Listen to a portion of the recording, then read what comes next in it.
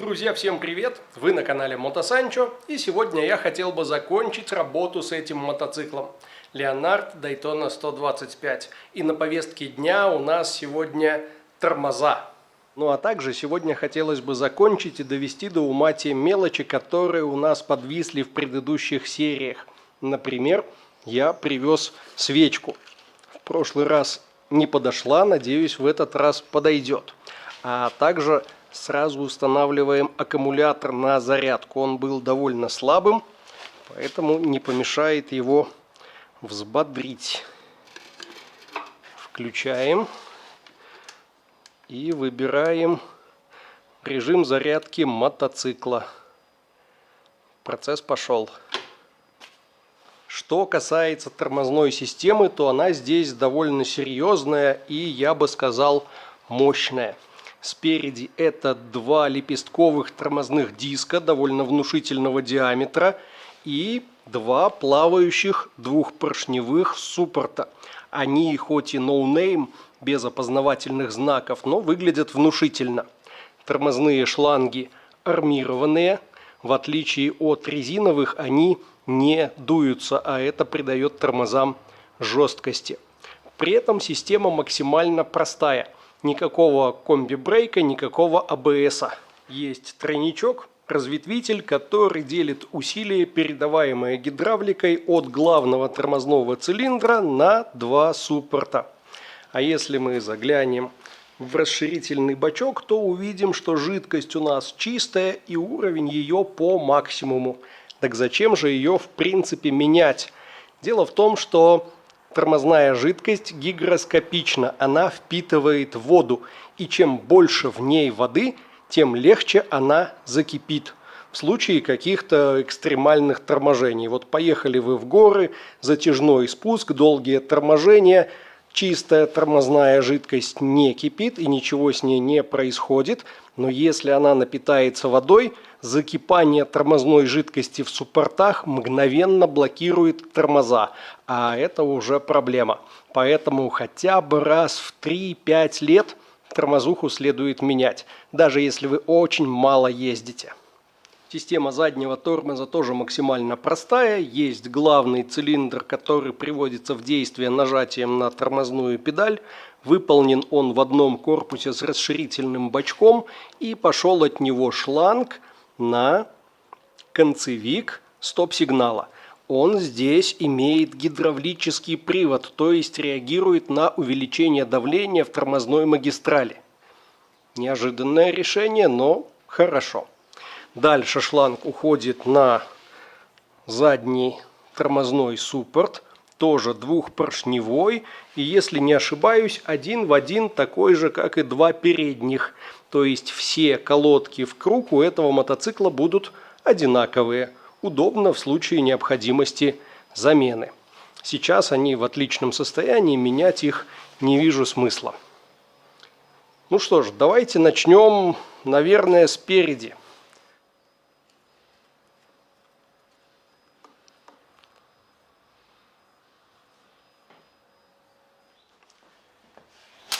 Снимаем крышку с расширительного бачка и обязательно обращаем внимание на надписи. Обычно на этой крышке пишут, какая же тормозная жидкость должна использоваться. В нашем случае это DOT 3 или DOT 4. А у нас как раз пол-литра DOT 4 есть в наличии. Ну и давайте заглянем внутрь.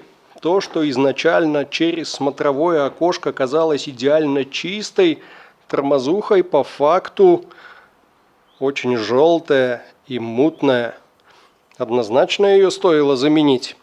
А для замены удобно воспользоваться большим шприцом.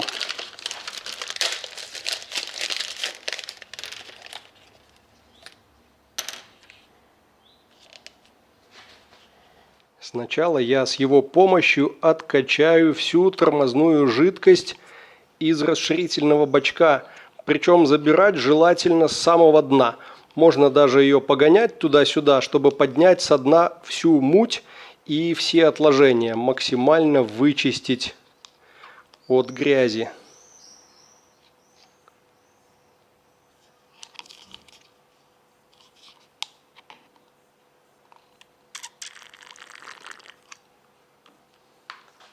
Как вам такая тормозуха? Там даже что-то плавает. Выливаем в ненужную пустую бутылку. А освободившееся место заполняем чистой, свежей тормозной жидкостью.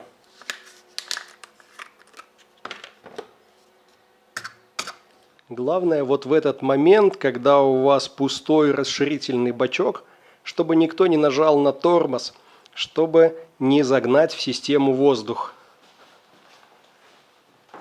Ай, чистенькая какая красота. И вот сейчас надо чистую тормозуху прогнать по шлангам. У армированных шлангов очень маленький объем, так что, думаю, все получится быстро. Ключ на 8, шланг и емкость для приема грязной тормозухи.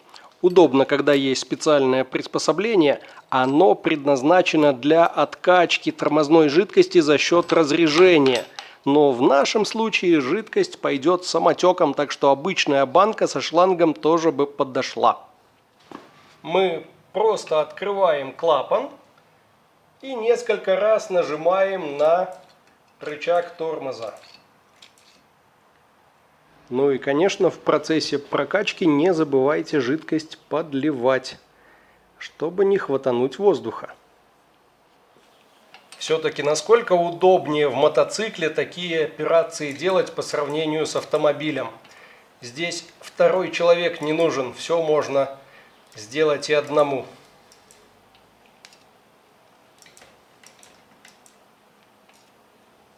Прокачал правую сторону и переходим на левую.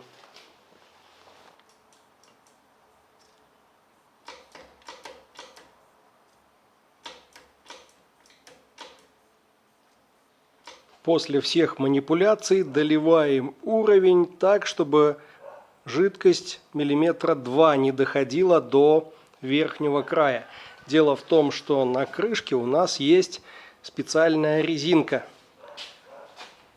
И когда мы эту крышку сюда укладываем, если уровень будет под самый верх, часть тормозухи вытечет, ну и будет неприятно.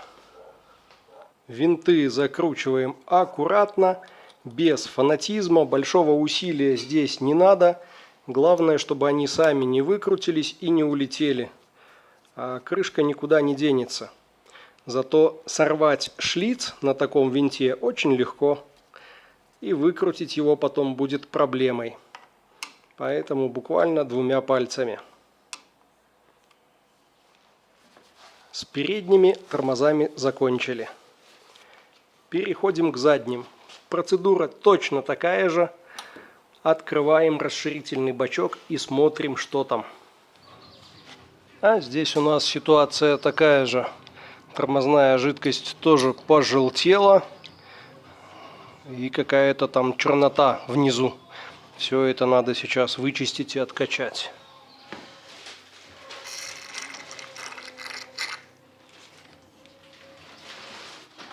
Вот что получилось.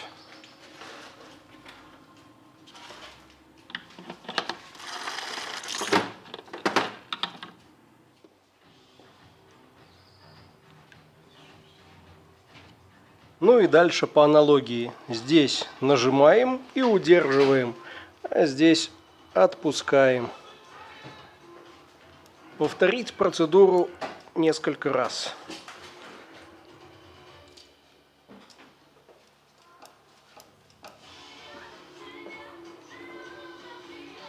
Доливаем до уровня и закрываем крышкой. Закончили с тормозами, переходим к мелочам. Помните, была у нас такая задачка заменить потрескавшийся шланг разрежения, чтобы не было потерь, чтобы не подсасывало воздух во впускной коллектор. Вот этот шланг достаем. Он действительно потрескался уже до сквозных дыр. А вот такой установим.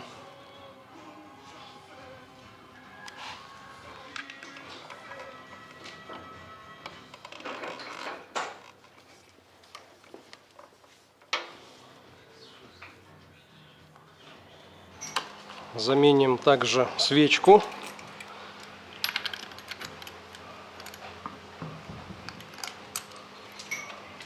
Свечку NGK, которая у нас здесь стояла, меняем на аналогичную Denso U24ESR. Думаю, то, что надо. По крайней мере, очень похоже. Да, резьба та же, ключ тот же.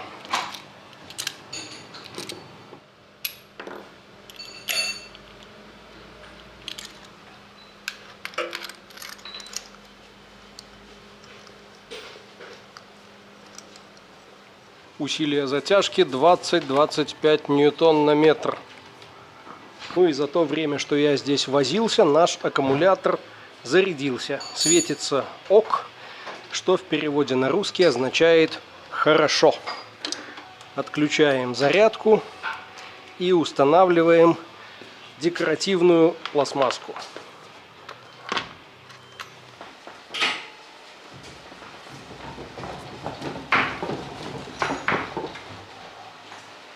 Леонард Дайтонович покидает гараж. Попробуем сейчас еще запуск. Все ли у нас хорошо. Так, кран в положении резерв. Бензина там мало. Ну и для запуска, помните, надо на него сесть, убрать подножку, включить зажигание, выжать сцепление.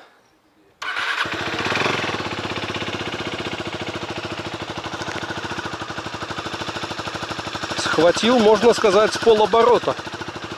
Отлично схватил. Ну и греется сейчас. Вот интересно, прогрев на подножке вообще возможен? Нет, невозможен. Не предусмотрена такая функция. Зато без сцепления можно запустить. Подождем. Ну и раз уж это видео у нас получилось таким коротким, то, пожалуй, добавим в него долгожданный тест-драйв. К сожалению, у меня здесь нет своего шлема, поэтому пришлось камеру закрепить с помощью скотча на шлеме, который мне презентовал Михал. Предоставил на время поездки. Начнем, наверное... Нет, я сначала выеду со двора, чтобы не задерживать людей. Так, включим свет. Отлично. И вот здесь начнем, пожалуй, с удобства посадки. Мнение, конечно же, субъективное. У меня 1,80 м роста. Коробка передач восхитительная. Нейтралку поймать не получается. Вот она проскакивает. Либо с первой на вторую, либо со второй на первую. Нейтралка не ловится. А если отпускать... Нет, все равно первая. Либо что-то с коробкой, либо это нюанс модели. Не знаю. Знаете, проще взять даже рукой. Даже рукой у меня не получается поймать нейтраль. Нет. Заглушим. Найдем первую. Нейтралочка. Вот когда не работает, ловится. А на ходу, конечно же, нет. Ну ладно, пока с ней возился, мотоцикл прогрелся. Итак, рост 1,80 м. Ноги уверенно стоят на земле. Мотоцикл легко контролируется даже без помощи рук. По ширине руля все отлично. По длине рук, видите, тоже не сижу вот так вот, согнувшись, как на старых японских чиперах. Руки практически прямые, управлять будет удобно. Я бы сказал, что по размерам он похож на VTX. Где-то как 1.3 VTX. Правда, рабочий объем у него в 10 раз меньше. Сиденье довольно жесткое. На первой передаче трогаемся. Уже высокие обороты, но едем медленно. Передачи ожидаемо короткие. Вторая.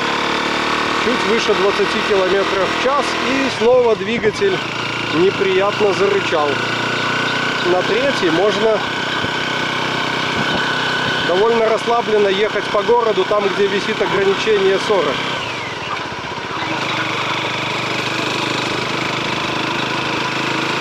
Вот уже четвертая. Чуть выше 30 км в час. А это четвертая. Всего передач 6. Добавляю газу, и он медленно, так нехотя разгоняется. Может быть, на более низких передачах будет активнее. Нет, активнее не получается. Обзор в зеркалах, в принципе, неплохой. Зеркала не дрожат. Видимость хорошая. Погода сегодня классная. В общем, пока я разгонюсь как следует, можно рассказать все, что вижу, все, что знаю. А еду я сейчас на заправку добавить немного свежего топлива.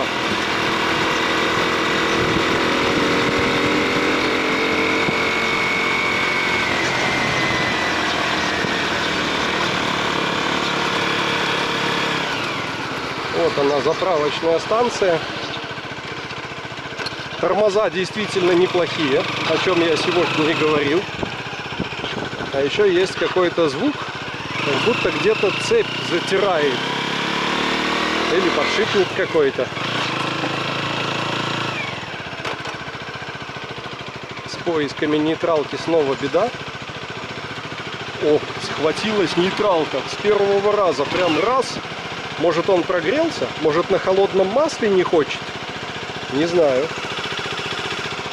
Нам надо заглушиться. Есть. Теперь прикол.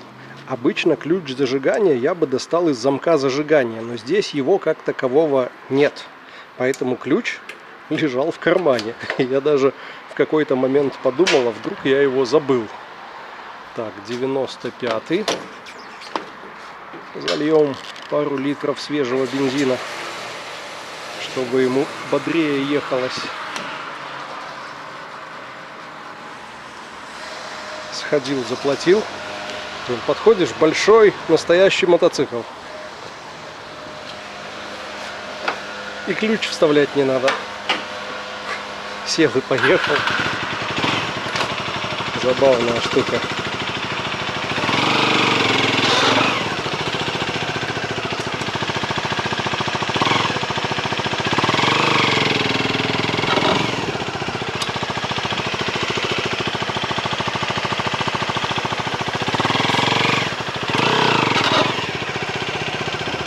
Слушайте, отъезжая с заправки, я услышал настолько явственный неприятный звук где-то в районе задней подвески, что понял, что так дело не пойдет. И вот сейчас качу мотоцикл руками, и ничего нигде не цепляет. Все хорошо. Но когда едешь, проблема явно есть. Цепь в порядке. Загадка.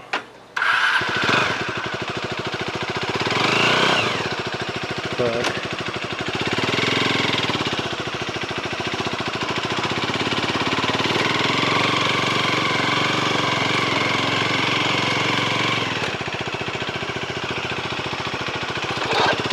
Слышите?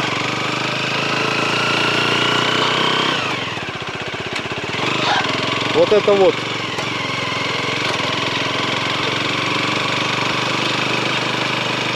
Очень странно. Едем обратно. Тест-драйв не получится.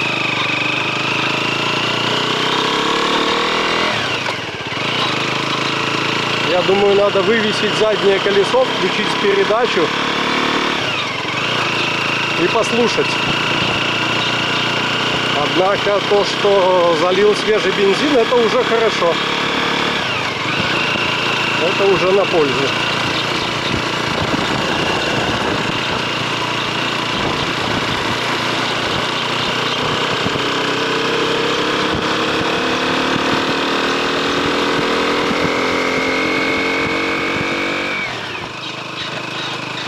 Проблема максимально явно проявляется на малых скоростях.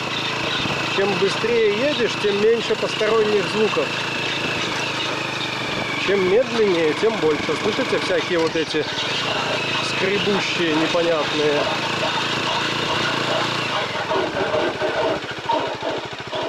Что так может цеплять? Это больше всего похоже на подшипник. На какой-то подшипник.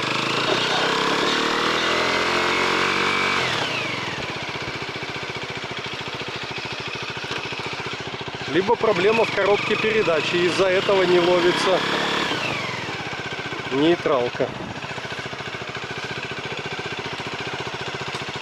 Весьма-весьма загадочно.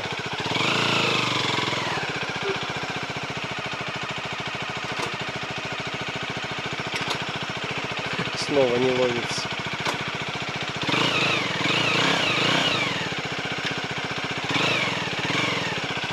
О, словил. Подняли колесо, ну и в поисках причины. А вот так ничего не происходит. Вторая, о, дубасит по щитку. Цепь дубасит по щитку цепи сверху.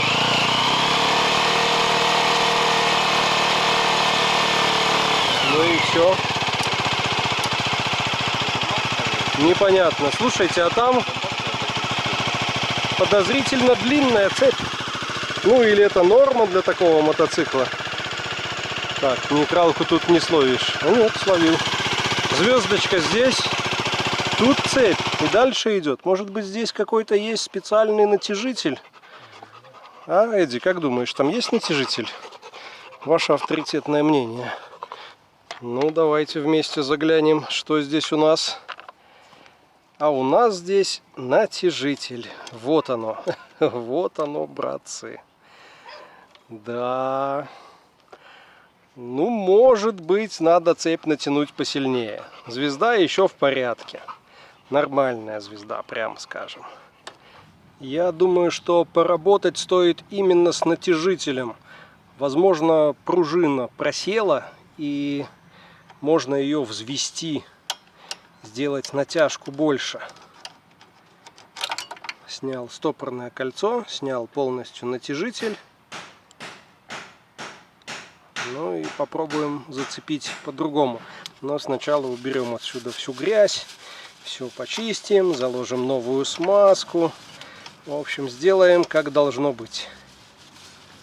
Конечно, цепь просто километровая, колесо далеко, двигатель маленький, и из-за этого, вау, какой длинный вылет цепи.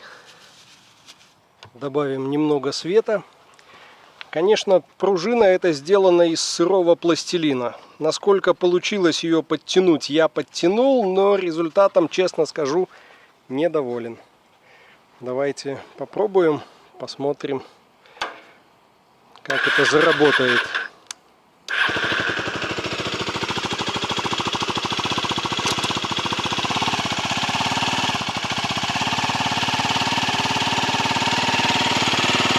Видите, как меняется натяжка цепи? Цепь растянута. Она изначально была перетянута, и если на ней в таком состоянии ездили, то ясно, что она потянулась. Местами будут растянутые звенья, а местами нормальные. Из-за этого натяжитель вот таким образом ходит. Это причина номер один. И причина номер два — слабая пружина. Если включим вторую, то вот она проблема во всей красе. Цепь скачет,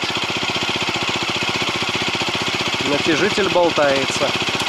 Необходимо либо эту пружину заменить, либо дать какую-то дополнительную. Может быть, сделать здесь отверстие и протянуть пружину сюда.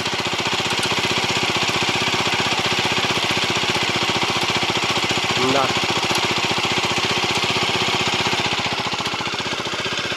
Вот такие дела. Нейтралка словилась идеально. Даже удивительно.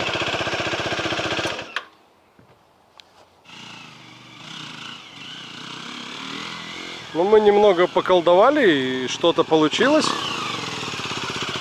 А знаете, что надо было сделать? Надо было просто снять вот этот кожух. Здесь есть успокоитель, и он весь просто разбит. И по кожуху цепь постоянно бьет. За счет его размера и формы создает крайне неприятный звук. Громкий и противный. Надо либо менять всю эту деталь, либо ездить без нее. Ну и как обычно, домой я возвращаюсь в 10 часу вечера, благодаря чему могу наслаждаться шикарным закатным небом. Оно сегодня восхитительно.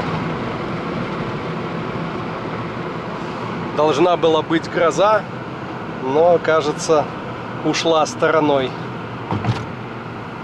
25 градусов, спадает жара. Еду домой ужинать и отдыхать. Вот уже который день не получается засесть за монтаж. Много отснятого материала, но катастрофически нет времени. А на сегодня у меня все. Всем спасибо, всем счастливо и всем пока.